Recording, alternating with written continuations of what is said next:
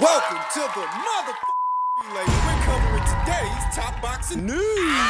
Okay, we'll start with this. We now know who Canada's own Caroline Veyre is going to be facing in her very next fight. At least, I think we do. The graphic here shows she will be facing Carmen Vargas on the undercard of Shields vs. Perkins, likely as a result of Caroline inking a deal with Dimitri Salita Promotions. I said that would happen. That news broke first. That Caroline had signed a promotional deal, multi-fight, multi-year deal with Dimitri Salita, and that likely as a result she would be making her next ring appearance on the undercard of Clarissa Shields' next fight. Now, that looks to be the case. It looks like she's going to be facing Carmen Vargas, who sports a professional record of 5 wins with 2 losses and 1 draw, but the fight is not yet registered on BoxRec. And another one is a Maria Harrison fight. Trip over to Carmen's BoxRec page.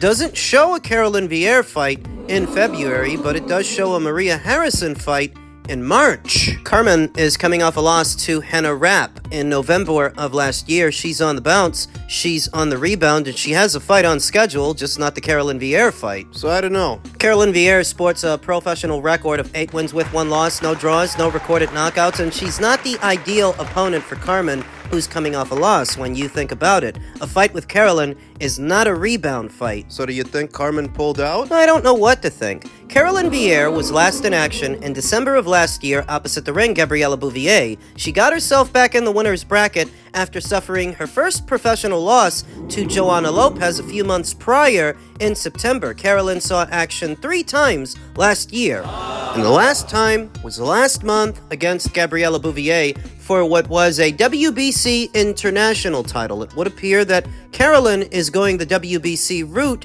in essence lining herself up for a Skye Nicholson fight, as Skye Nicholson is this division's WBC champion. She's supposed to be in action very soon opposite the ring Tiaria Brown, her WBC mandatory challenger.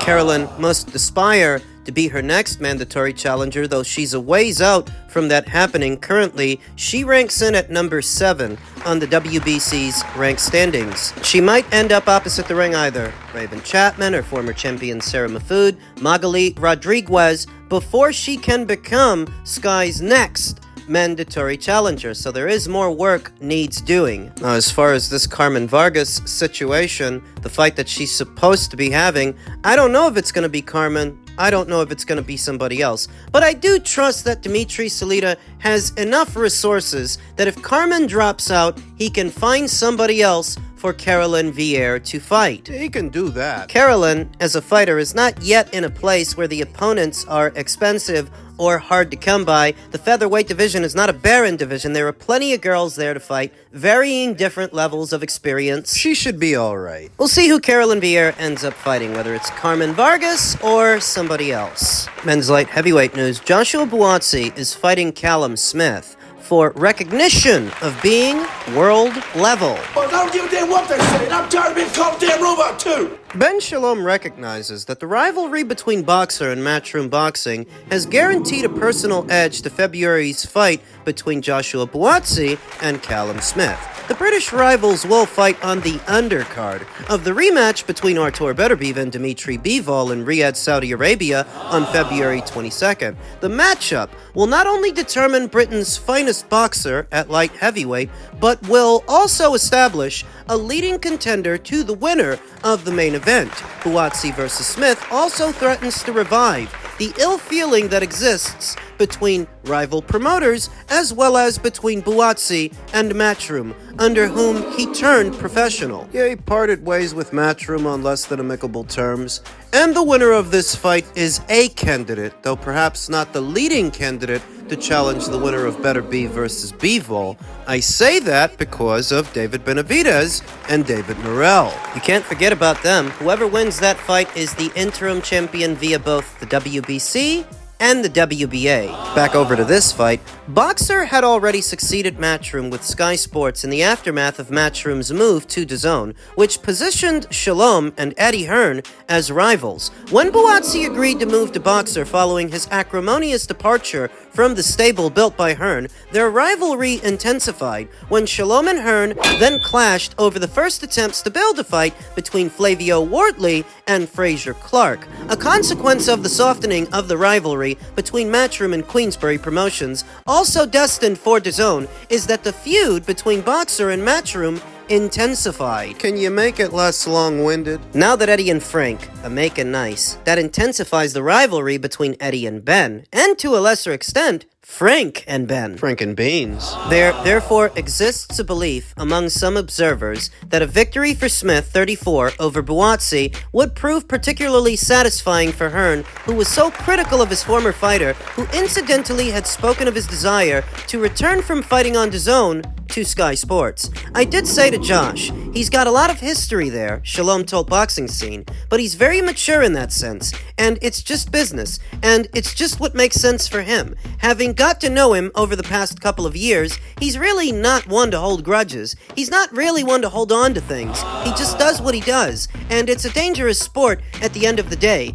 and they're all looking to secure themselves and secure their futures, and they're not going to let anything get in the way of it. Not even the promotional outfit that got you your start. Our relationship with Matchroom is surprisingly okay at the moment. Everything seems to be moving in the right direction. We hope to make Caroline Dubois versus Terry Harper. We're obviously talking about Chris Eubank versus Conor Benn, and this will be another fight. It's definitely going to be a spicy one because of the history, and that'll be an extra motivation on their side, without a doubt. But Josh, really, has done them a favor in the sense that he's the champion, and he's chosen this. What does he mean he's the champion? Champion of what? Undisputed will once again be decided between Artur and Dimitri. David Benavidez has the WBC interim. David Morrell has the WBA interim. So what is Joshua Buatsi champion of? I don't know. It all happened fairly quickly for Josh. It's difficult for him because if it wasn't for the Bivol versus Beterbiev situation,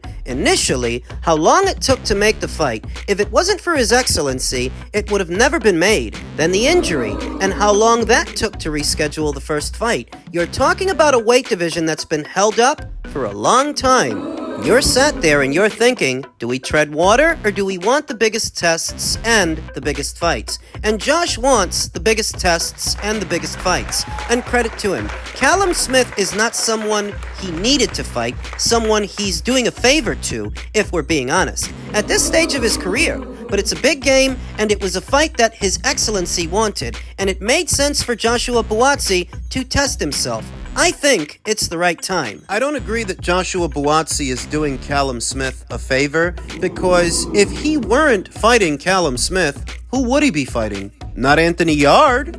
That's the fight that we were all expecting to happen when Anthony decided to leave Queensberry Promotions, but it didn't happen. And if a Yard fight isn't happening, what else was Joshua Buatsi gonna do? You say that you guys are doing Callum a favor? You say you don't need this fight? I say the opposite.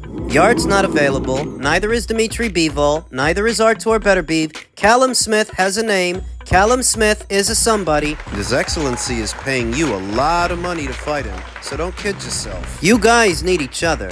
I always think back to 2018, when George Groves beat Chris Eubank Jr., Shalom continued. That was a Chris Eubank Jr. in a really good condition, in that super middleweight division, and then to see George Groves, a fantastic fighter, go over there and really get beat by Callum Smith. He is a seriously good fighter, who only lost to Canelo and Beterbiev, going away from home. Incredible career. It's a tough fight, but they all are at this stage. Joshua Buatsi just believes that he's ready now, and he wants names that give him respect at world level. I think he's got names that give him respect in British boxing, probably European boxing, and fringe world level, but he wants to now be respected at world level. This fight is for the WBO interim title. Must have slipped my mind. I guess that's why Ben Shalom referred to Joshua Buatsi as the champion, the quote-unquote champion, WBO interim champion. He's putting that on the line against Callum, but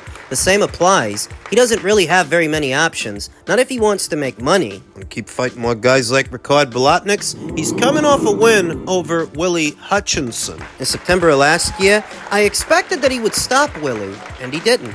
I wasn't impressed with what I saw from Joshua Buatsi. In truth, I've not been impressed with this fighter at all. For all of the expectations people had for him when he went pro, given his amateur pedigree, I don't feel like he's lived up to them. An Olympian, a bronze medalist. You would have expected that somebody with that kind of amateur background would have been further along in their career by now. Though I've often heard it said that that class of Olympians that fought in those particular Olympics wasn't the best class. Joshua Buatsi debuted as a professional in 2017. 31 years old, an orthodox fighter. The same as Callum Smith, who's 34. The more experienced fighter of the two, 32 professional bouts to Joshua Buatsi's 19 spread across 2 divisions, 2 weight classes, and a tall drink of boxing, even as far as light heavyweights go. He's taller and longer than Joshua Buatsi. I'd wager punches harder. Though he's got his weaknesses. He doesn't like pressure. He's not that good at close quarters fighting. That's what we saw in the John Ryder fight, the Canelo fight, and the more recent Artur Beterbiev fight, that if you pressure him, he kinda tenses up. If you crowd him. The saving grace is that Joshua Buatsi is not a pressure fighter. He's not a particularly aggressive guy. Joshua Buatsi and Callum Smith have more or less the same sweet spot. Mid-range to outside, not inside. Mid-range to outside coming in when they can get full extension on the arm and have room to work. Callum Smith, as tall and as long as he is, he needs room to work those long arms. And Joshua Buatsi might give it to him because he's not a close quarters fighter. He's not a pressure guy. That's intriguing. He's not a high output guy either. Those are the kinds of guys who in the past gave Callum a lot of problems. But Joshua Buatsi is not that kind of guy. So then how does he win? That's the question. Does he win? Is it a foregone conclusion that Joshua Buatsi wins this fight? I don't know. He's not a high output fighter, not necessarily an artillery fighter. I suspect he doesn't have the best engine. If you up the pace, he may tire. He likes to fight at a controlled pace, doesn't take too many chances either. He's a very neat and tidy fighter. I don't know that he beats Callum Smith, who is the more experienced fighter of the two, taller and longer, I think stronger as well. I don't know. It's a good fight. It's a very good fight. It's intriguing for more reasons than one. Over to the main event of that same show, where Dmitry Bivol says Artur Beterbiev undisputed rematch is about more than just belts. This is a good chance for me. I know people like the first fight and they want to see the second fight, and I want to be the winner of this fight, said Bivol at the press conference in London ahead of the February 22nd rematch back in Saudi. Before, I so wanted to have the belts and nothing else, but today, I want not only the belts, I want revenge. I want to avenge what I did before. Not only belts, it's not only about belts now. Bivol, when asked what he needs to do differently to secure the victory, said he felt he needed to make some small changes, that he added a new coach, and that he was working on himself. I want to be perfect, and I'm trying to be, said Bivol. They're not big talkers, these two guys, Artur and Dmitry. So whenever they do say something, you get the impression they mean business. You get a lot of guys ahead of a fight. They say a lot of this and a lot of that, a lot of what you expect to hear. Whereas with Dmitry,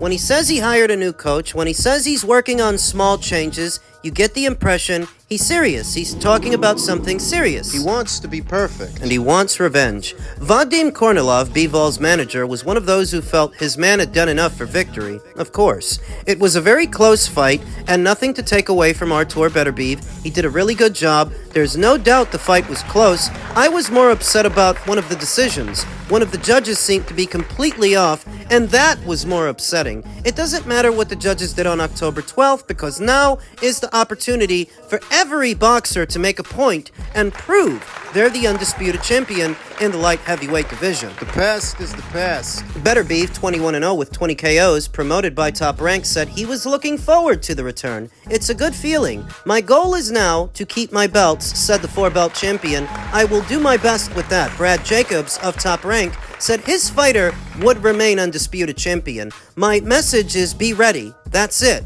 Nothing more, said Beterbiev. Asked if he had a message for Beterbiev, Bivol said, I don't have any messages. I'm not a postman. I'm an athlete. Whatever message he has for Artur, he'll deliver it on the 22nd. But will it be enough? That first fight was so close and so tight, and Artur is so devastating if you stand in one spot and try to trade with him, it's hard to conjure. It's just hard to imagine what Dmitry Bivol will do differently. And on that premise, I see a lot of people still have Artur winning. They have him winning the rematch. So if he does, What does he do then? he can always stick around the light heavyweight division a while longer. Long enough to defend his undisputed crown against the winner of David Benavidez versus David Morrell. He was recently asked about that. About David Benavidez. David Benavidez has been named as a potential opponent for you down the future, depending on who wins on the night. What do you make of David Benavidez? You know, I'm not real fan of boxing, and I didn't watch his fight. I saw some highlights. He's a good boxer. I mean, we'll see in the future. It's not the first time Artur Beterbiev has let it be known that outside of preparation and outside of what boxing he's going to do himself, he doesn't keep up with the sport or the people in it. That's not the first time, that's not the second or the third time I've heard him say that. He's said that with some regularity. But a fight with David is a possibility. He addressed it. The door is open. It's there. If David Benavidez wins his fight and Artur wins his, well, there you have it. But what if Artur loses? What if Dmitry Bivol beats him? What then? What does Artur Beterbiev do then? Theoretically, they could explore a trilogy. And I say theoretically because by the time the outcome of this fight is decided, there will be at least two mandatories in the queue. The winner of Buatsi versus Smith via the WBO, and the winner of Benavidez versus Morrell via the WBC and the WBA. That's why any mention of a trilogy between Artur and Dmitry is theoretical. We don't know that they're going to have the wiggle room to do that. And if they don't, and Artur's the one that loses, what does he do? Does he pack it up? Does he pack it in and call it a career? Does he move up in weight? Does he move up to cruiserweight? I've heard people talk about that, how Artur might go up there. I've thought about it myself, talked about it here on the channel. If he does, who does he fight? There's been some mention of former undisputed cruiserweight champion Alexander Usyk moving back down to cruiser. Could he be a potential option for Artur in that situation? Can we see? Is it possible at all that we see a rematch from the amateurs? You against Alexander Usyk at like a catch weight or something? No, he's too strong to me, you know. He's like heavyweight, like, you know, he's too strong. But he said that he might come back down weight again. Even he come back down, yeah. If he come back to light heavyweight, no problem. Yeah, but not even at cruiserweight. Cruiserweight is still too big. No, he's too strong. He's too good to. Pretty straightforward answer. At this point, Usyk is simply too big and too strong for Artur, according to Artur. That level of honesty, it almost borders on sarcasm. That's what he said. So I don't know. I don't know what exactly the future holds for Artur if he loses next month. He's never mentioned retiring himself. I've never heard him talk about it, so I don't know. Though perhaps wondering what Artur is going to do if he loses is much ado about nothing, because who says he loses? What if he wins? We'll see.